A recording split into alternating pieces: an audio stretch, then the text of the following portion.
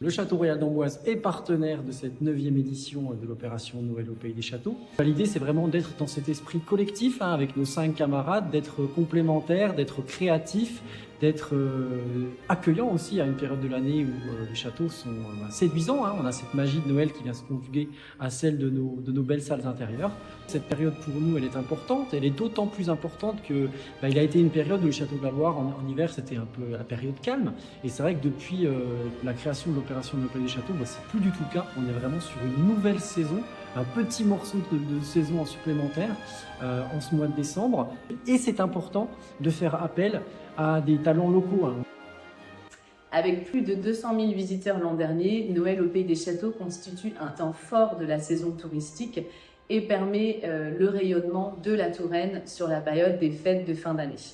Ce succès, on le doit grâce à une offre très différenciante et de grande qualité, et surtout grâce au travail commun de l'ensemble des châteaux partenaires, évidemment de la DT Touraine également, pour la promotion et la communication de l'événement.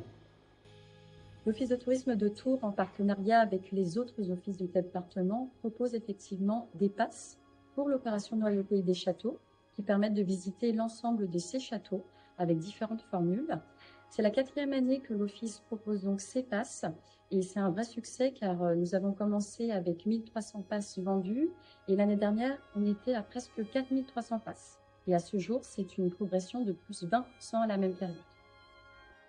L'opération Noël au Pays des Châteaux, donc on a vu l'évolution depuis quelques années, depuis 9 ans maintenant, et ça nous a permis justement que le mois de décembre devienne un mois avec une activité importante.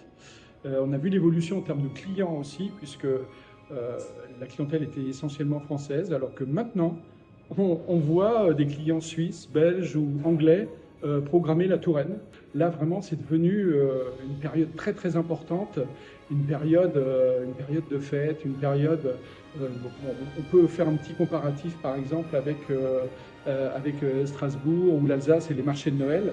Maintenant, il y a vraiment une bonne raison de venir en Touraine au mois de décembre.